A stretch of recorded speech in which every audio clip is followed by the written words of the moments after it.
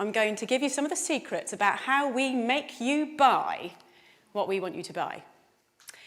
So as a marketer, when I'm first giving you a product, what's my job? Well, my job is to make you want it, to crave it, to need it, to think that it is the best innovation in food since sliced bread.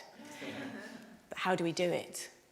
Well, I'm going to give you a really big example later that I'm going to break right down for you. But let's just start by looking at a few fun little things.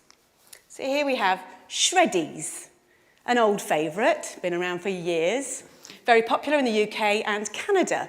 Without changing a single little thing about that product, they remarketed them, rebranded them as brand new diamond-shaped Shreddies. Food marketing genius right there. In the 1950s, there was a very important innovation in food. The instant mix cake, one of my personal favourites. When they were first brought out, all you needed to do was to add a little bit of water. Who's not going to love that?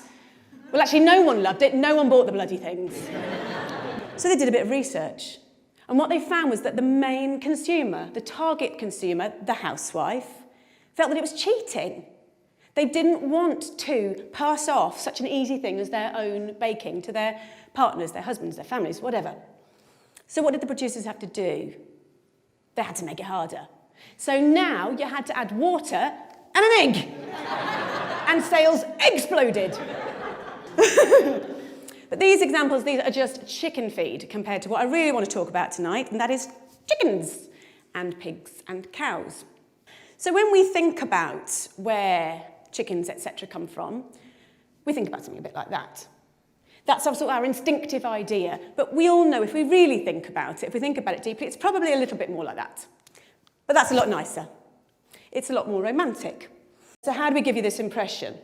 Well, there are 3 techniques that we use.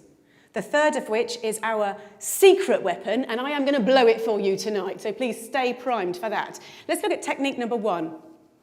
Everybody believes what's on the label. So let's look at some examples. Some of my favourites, some of the ones I use all the time. I'll use farm fresh.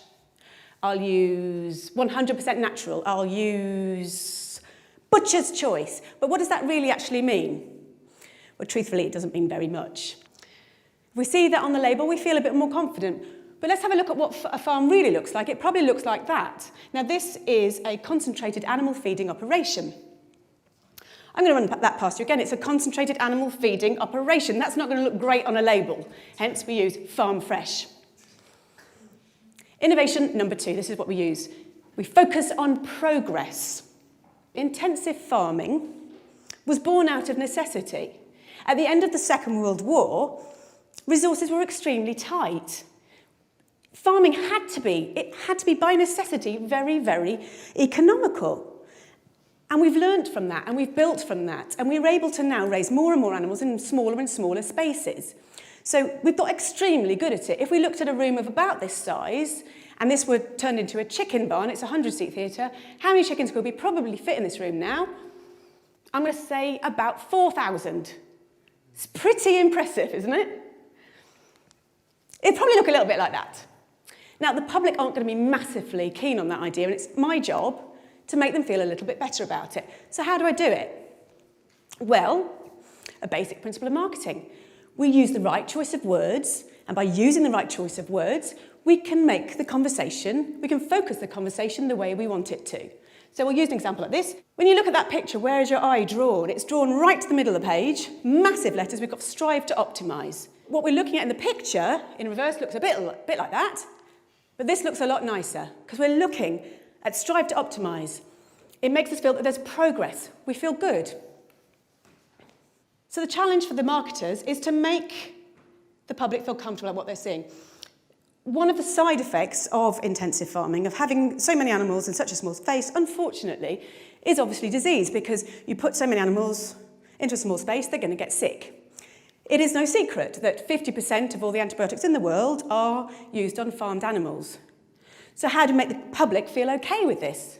How does that happen? My job. How do I do it? I use the language of innovation. So we're going back to our old friends at porkcares.org. And what they do is they say, as farming has become more efficient, veterinarians have incorporated new technologies and methods into practice. This makes us feel good. This is positive. Yeah? This is progress. And when we're then marketing to future consumers, we would perhaps use something like this. This is a colouring book. Pigs and pork. It's absolutely gorgeous.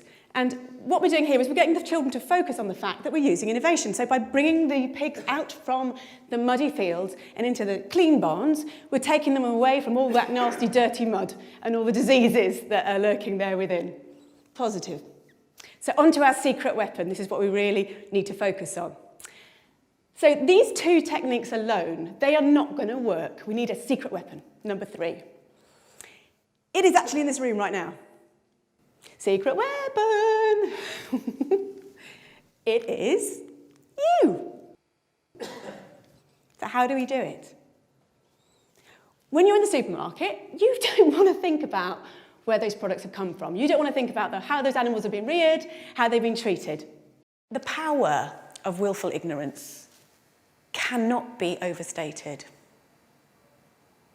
This is systemized cruelty on a massive scale, and we only get away with it because everyone is prepared to look the other way. Thank you.